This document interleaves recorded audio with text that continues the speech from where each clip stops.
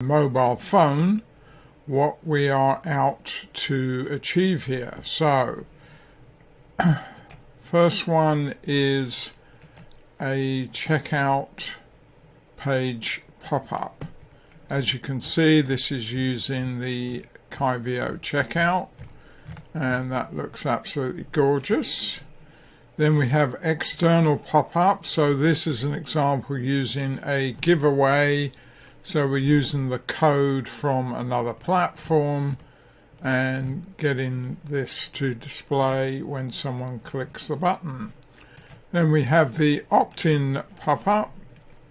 So this is simply an opt-in form, but in the form of a pop-up rather than it displaying on the page. And let me just show you this as well. This is how not to do it. This only really applies if you link directly to the checkout page. You should never do that, because this page is not accessible directly. But I will show you in this video exactly how I did it on this button here. So now let's go into the builder, and here is the page that I'm using. This is simply a landing page on which I have added these buttons. But before we get into that, let me just show you the process. So what you need to do is add a new menu. So we go on here and click. Doesn't matter what style you choose, I'll just choose this one. And then we would be creating this for pop-ups. So I'll just show you on this one on its own, and then we'll switch over to one that I started earlier. This will want you to fill in a size. Don't worry too much about this because it's very easy to update it later, because you will want to tweak it, which is exactly what I've done on the examples that I've shown you. And then you would see this menu here. But let me hide this one, because the one I'm going to use is this one here. See, checkout, opt-in, external pop-up, and it says hidden menu. So this is hidden on this wide device view, so I'll just click and there you can see it. So let's just go inside, and then you can see exactly how this has been built. So you see I have these three pop-ups, and let me just show you this way. So if I make this as do not do this,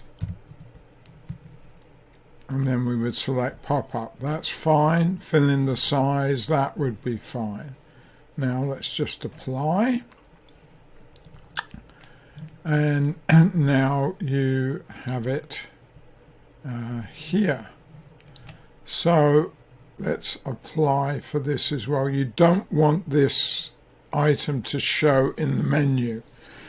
Excuse me, that is very important. We do need to apply it though, and so here is our menu here. So now that we've done that, and you can do it for as many pop-ups as you want. It can be 1, 2, 3, 4, 5, however many you want. I mean, normally of course you wouldn't have 4 on one page, but that's the easiest way for me to demonstrate that. And in fact, now that I have added or shown you this menu, in fact, I can even hide it. You do not need it to be on the page. So I'll put it back over here.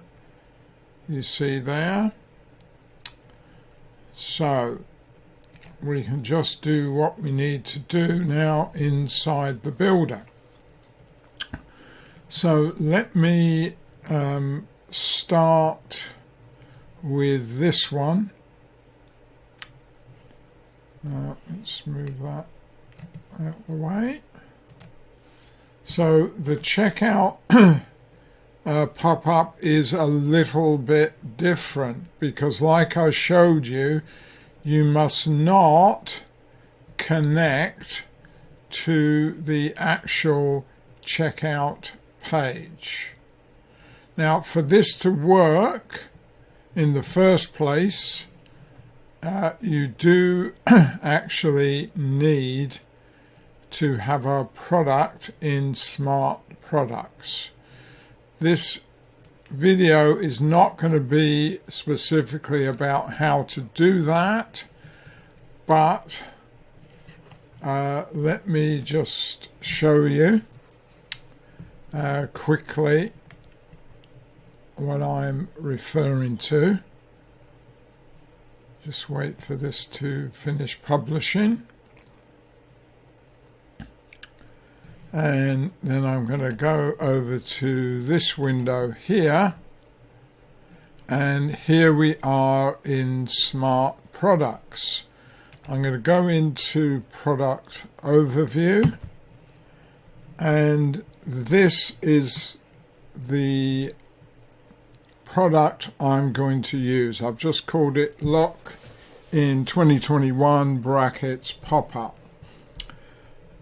As long as you have a product in here that you want to use, that's fine. So we can now go back over into our builder, and I've got a checkout button in here because that's what we need to have. But I'll just create another one in here. So I click on Buy button.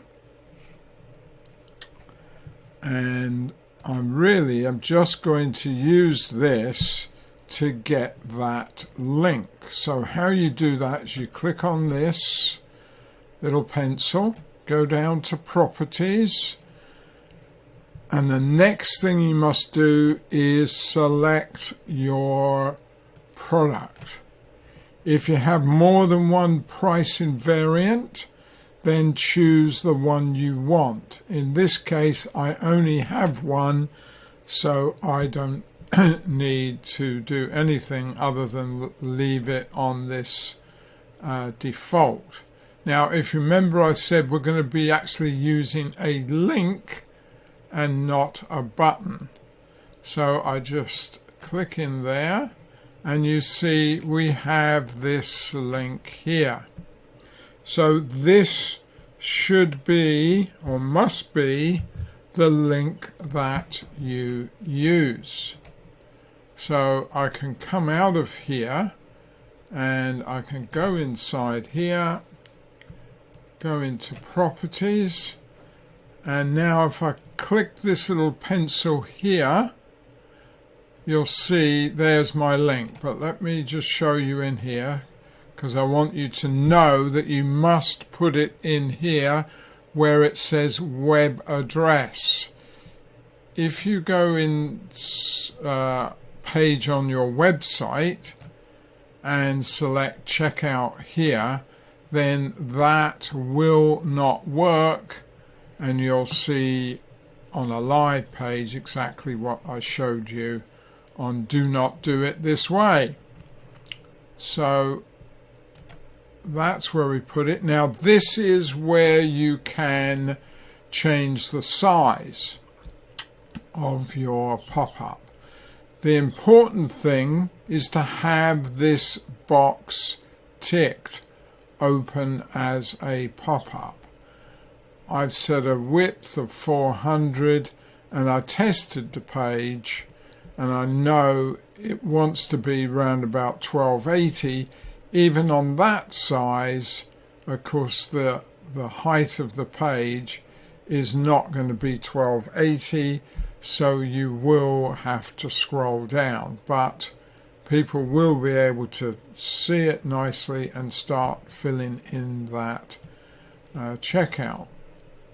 So I'll just apply this, and also remember, apply on this page as well.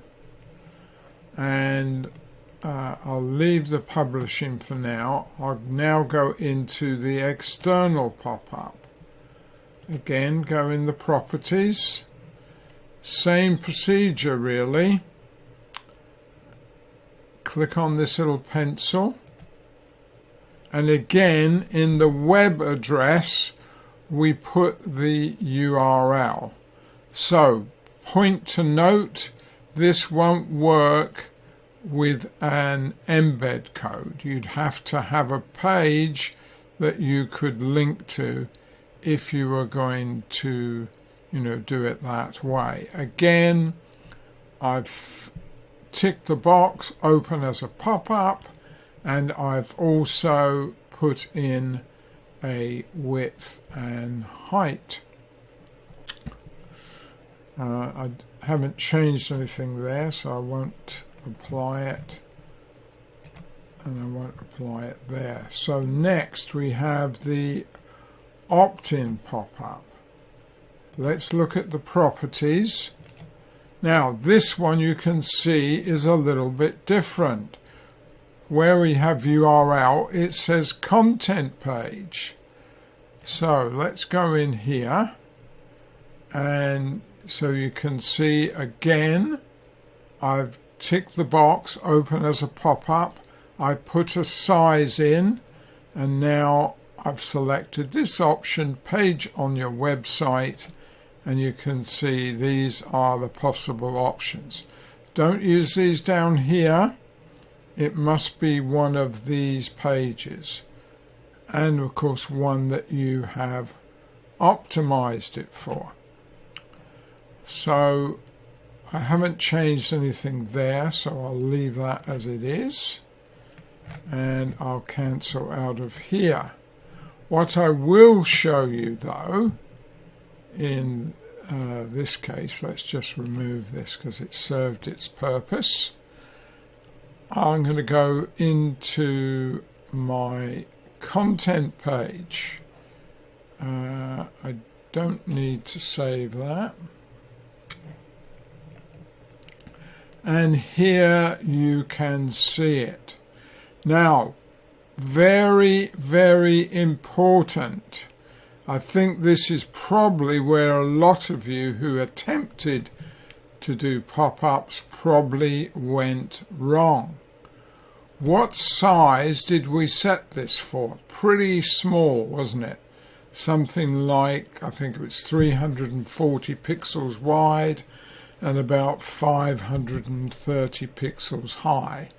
And the other ones were all a similar width, certainly under 400 pixels.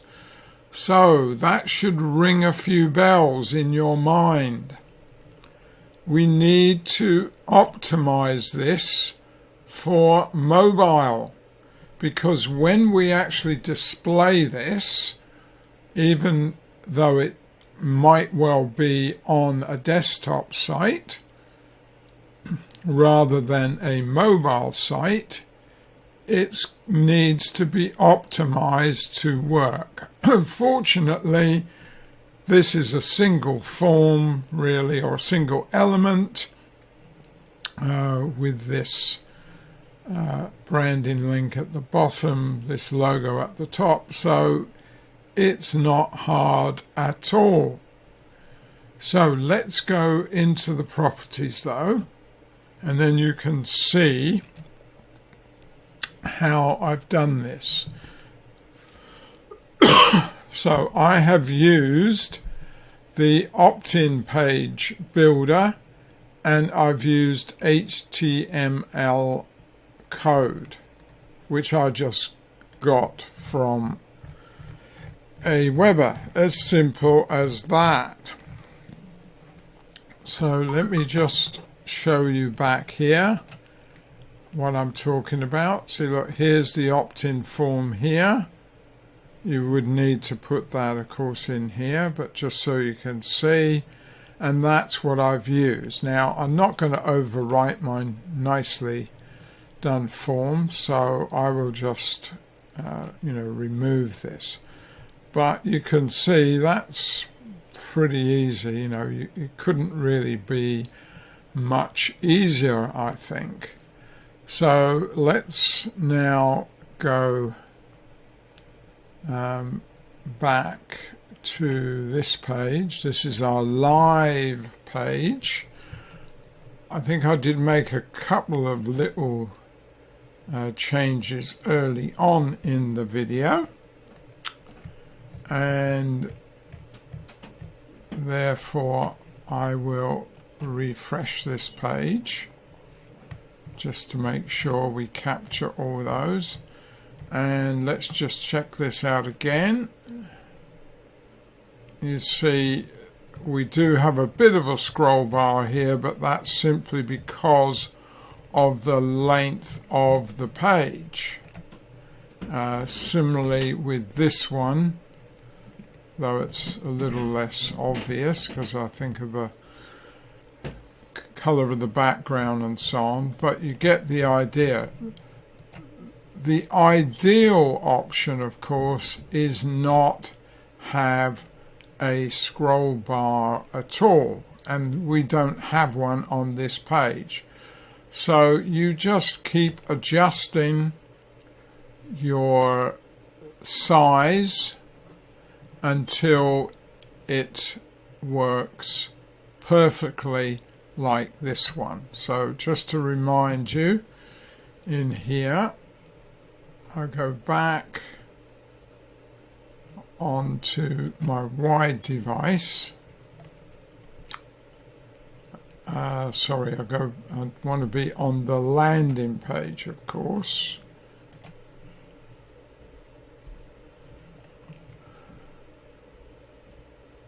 Just wait for that to load.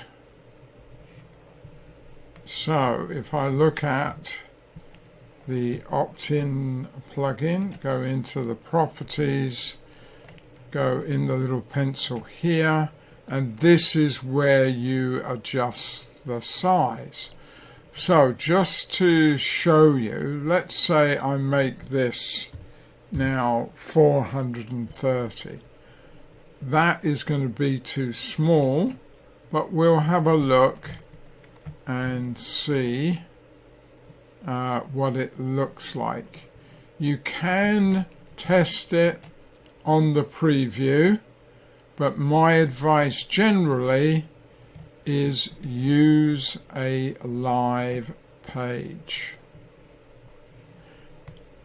Now that looks pretty good, other than the fact it doesn't have the logo, and that's normal in the preview. So that's another reason why I say to actually test it on the live page after publishing it, of course. But what I want to show you is this. It's very important when you change anything, whether it be in here and even more so on the live page, that you reload the frame.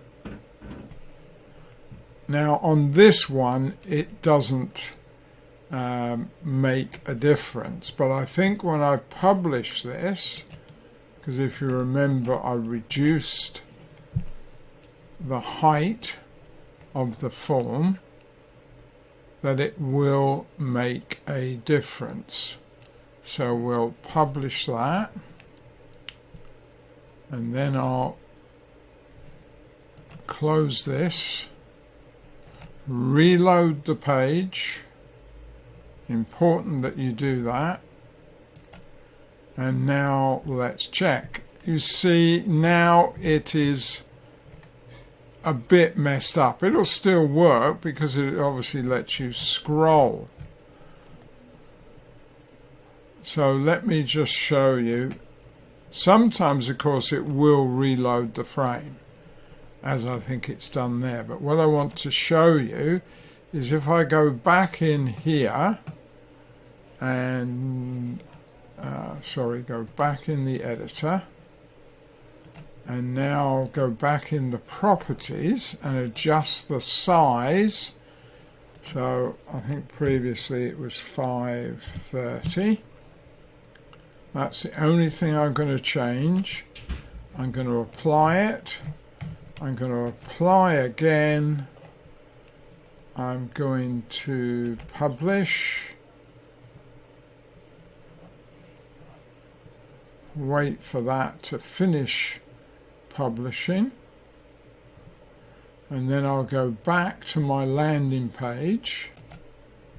I'll refresh this again. Like I say, very important. And now let's have a look. Okay, so that on this occasion didn't actually need this reload frame. But I've found several occasions where it made a world of difference. So just remember that. So I think I've pretty well covered everything here. So I hope you found this really useful.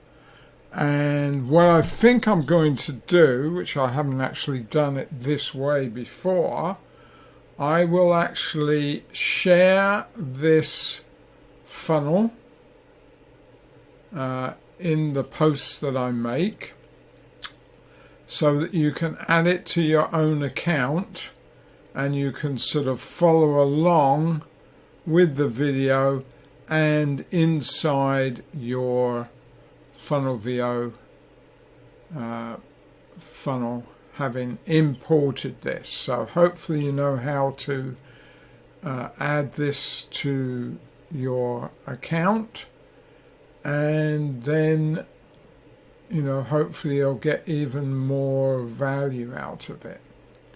So that concludes my deep dive, and I hope now that really none of you have any major issues with building all these different pop-ups.